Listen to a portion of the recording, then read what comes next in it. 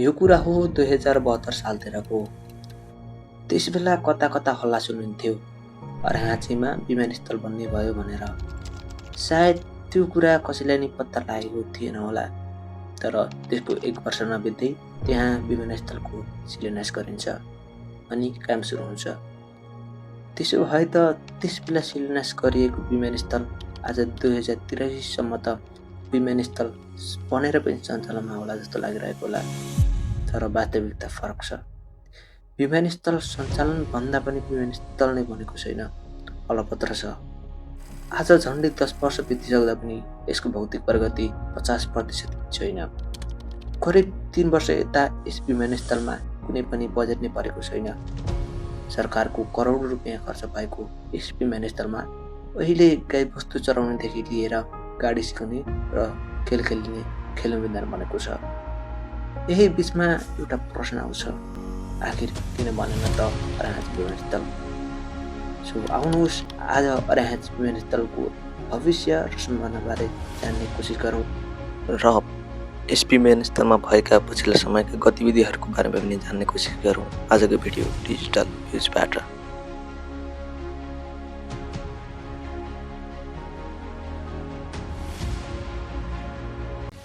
अर्घा भगवती विमानस्थल। अर्घा भगवती विमानस्थलको नाम इतिहासबाटै आएको मानिन्छ। जब 2200 र 2400 राज्य हुँदाको अर्घाँचीका ती दुई राज्यहरू अर्घा र खाँची राज्यमध्येको एक अर्घा दरबारको परिसरमा रहेको एउटा मन्दिर छ, अर्घा भगवती मन्दिर। त्यसैको नामबाट 2073 साल असार 13 गते सन्ध्यार्का नगरपालिकाको 10 शिखर बार्नेमा यसको शिलान्यास गरिन्छ। त्यति बेलाका उपप्रधान तथा सांसद टोपबहादुर रायमाझीले यसको शिलान्यास गर्नुभएको थियो। तर यसको पहिलो शिलान्यास भने सफल हुन सक्दैन र फेरि अझै 2 पटक, दोस्रो 2074 चैत्र 11 गते र तेस्रो 2076 श्रावण गते गरी 3 पटकसम्म यसको शिलान्यास गरिन्छ। नेपाल नागरिक उड्डयन प्राधिकरणका अनुसार यस विमानस्थलको बजेट 80 करोड रुपियाँ रहेको थियो। 500 मिटर लम्बाइ र 40 मिटर चौडाइ रहेको यस विमानस्थलमा करिब 2400 भन्दा बढी सानादेखि ठुला रुखहरू काट्नुपर्ने थियो। नागरिक उड्डयन प्राधिकरणले नै अहिले चाहिँ यो रुख कटाउने करिब यहाँ 2400 जति रुखहरू अहिले चाहिँ काउन्ट भएका छन् र यिनी काट्ने क्रममा छन्। यसको जिम्मा भने भुषाल कन्स्ट्रक्सनले पाएको थियो।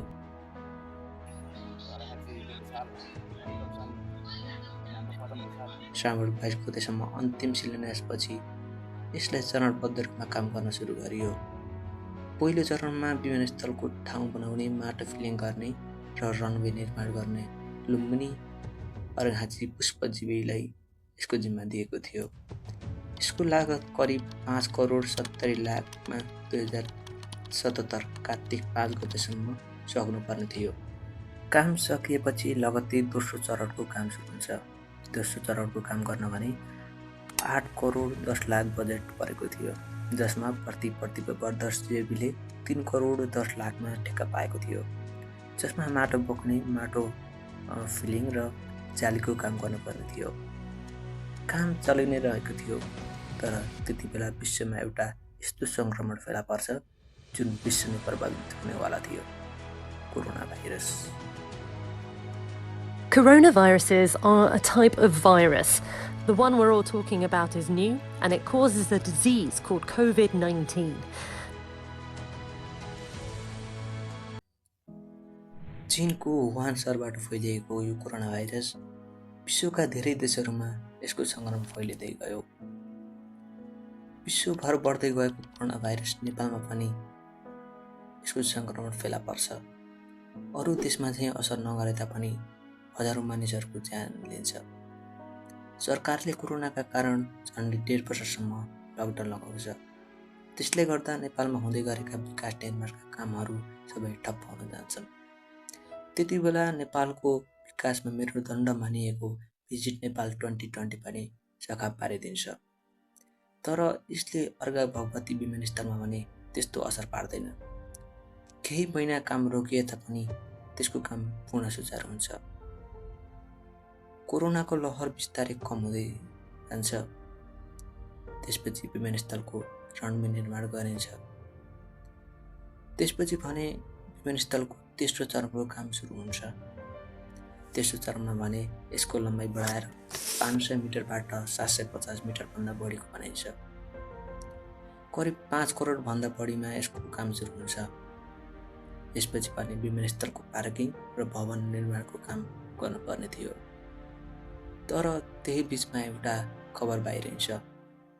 टोपबहादुर रायमाझी भुटानी शरणार्थी काण्डमा जेल जान्छ। उनीसँगै बालकृष्ण खाँड र आर्जु राणा लगायतका 16 जना नेताहरू पक्राउ पर्छन्। सँगै जेल गएका बालकृष्ण खाँड भने केही समयपछि लाखौँ रुपियाँ धरौटी तिरेर बाहिर निस्किन्छन्।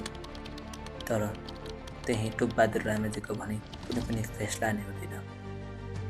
टोपबहादुर रायमाझी जेल गइसकेपछि यता अर्घाखाँची भने सांसदविहीन हुन्छ। सबै विकास निर्माणका कामहरू ठप्प हुन जान्छन्। सन्ध्यारको धुरपाटन सडक खण्ड, 9 मुरी जलविद्युत आयोजना र सँगै अर्घा भगवती विमानस्थल। विमानस्थलमा आजसम्म आइपुग्दा झन्डै 20 करोडभन्दा बढी लगानी भइसकेको छ र झन्डै 3 वर्ष यता यस विमानस्थलमा कुनै पनि बजेट नै परेको छैन। यसमा न त स्थानीय सरकार, न प्रदेश सरकार, न सङ्घीय सरकारको नै ध्यान गएको जस्तो देखिँदैन। लुम्बिनी प्रदेशका मुख्यमन्त्री चेतन आचार्यज्यू पनि अर्घाखाँचीको हुँदा पनि उहाँको ध्यान गएको जस्तो देखिँदैन। यो विमानस्थल बन्ने हो भने अर्घाखाँची जिल्लाको धार्मिक, सांस्कृतिक एवं पर्यटकीय स्थलको विकास मात्र नभई शिक्षा, स्वास्थ्य र यातायातमा पनि ठुलो मद्दत पुग्ने आशा गरिएको छ। झन्डै 50% भन्दा बढी काम सकिएको यस विमानस्थलमा ट्विन अटर जस्ता विमान मात्र नभई 72 सिटे एटिआर जहाज पनि उडाउन सकिने आकलन गरिएको छ। यस विमानस्थल केही समय कम दूरीका कारण आलोचनाको केन्द्र बनेको थियो। खासमा नेपालको भौगोलिक अवस्था अनुसार विमानस्थल बीचहरूको न्यूनतम हवाई दूरी पहाडी तथा हिमाली क्षेत्रमा कम्तीमा 20 नटिकल माइल अर्थात् 37 किलोमिटरको हवाई दूरी र तराई तथा भित्री मधेस क्षेत्रमा 40 नटिकल माइल अर्थात् 74 किलोमिटरको हवाई दूरीमा हुनुपर्छ। तर त्यही गुल्मीको रेसुङ्गा विमानस्थल र अर्घाखाँचीको अर्घा भगवती विमानस्थलको दूरी 15 नटिकल माइल अर्थात् 25 किलोमिटर रहेको छ। तर यसको सार्वजनिक रूपमा ठुलो अदालतमा मुद्दा परेको भने स्पष्ट जानकारी छैन। अहिले यो विमानस्थल बनाउने हो भने काठमाडौँ, भैरवा, पोखरा, नेपालगञ्ज, सुर्खेत र विराटनगरबाट पनि सिधै उडान गर्न सकिनेछ। यदि यो विमानस्थल बन्ने हो भने अर्घाखाँचीका मात्र नभई पाल्पा, प्युठान जिल्लाका बासिन्दाहरूलाई पनि ठुलो मद्दत पुग्ने आशा गरिएको छ। अरू बेला यो विमानस्थलको नाम नसुनिए तापनि चुनावको बेला चाहिँ नेताहरूको मुखमा र बाचापत्रमा आउने गरेको छ। विभिन्न नेताहरूको भाषणमा परे तापनि यस विमानस्थलको विकास गर्न कुनै पनि नेताको ध्यान गएको जस्तो देखिँदैन। नेपालमा कयौँ यस्ता विमानस्थलहरू छन् जुन बन्ने र बनिसकेका छन् र कयौँ विमानस्थल छन् जुन बनेर पनि सञ्चालनमा छैन र कयौँको त वार्षिक आम्दानी 500 रुपियाँ पनि हुँदैन। यदि यो विमानस्थल बनेर सञ्चालन भएन भने यो विमानस्थल बनाएको कुनै पनि औचित्य रहँदैन। त्यसैले सोही अनुसन्धान गरेर मात्र विमानस्थल बनाउनुपर्छ। केही समय अघि संस्कृति, पर्यटन तथा नागरिक उड्डयन मन्त्री खड्गराज पौडेलले अर्घा भगवती विमानस्थलको अनुकरण गर्दै गर्दा बन्नुपर्छ भन्ने कुरा राख्नु भएको थियो। त्यस्तै छ, बन्नुपर्छ। त्यो भन्ने पहाडमा भएको सम्भावनाहरू मध्येको राम्रो एयरपोर्ट यहाँको पनि हो, नजिकै। तर राजसभा सरकारको पहिलो वर्षको बजेटमा यसलाई कुनै पनि बजेट नै परेको छैन र दोस्रो वर्षमा केही बजेट पर्छ भन्ने आशा राखेका छौँ। हामीले सरकार त बदल्यौँ, तर सोच बदल्न सकेन भने नयाँ र पुरानोमा कुनै पनि फरक रहँदैन। यो भिडियो बनाउँदै गर्दा कुनै कुरा कसैलाई गलत लागेमा हामी क्षमा प्रार्थी छौँ। धन्यवाद।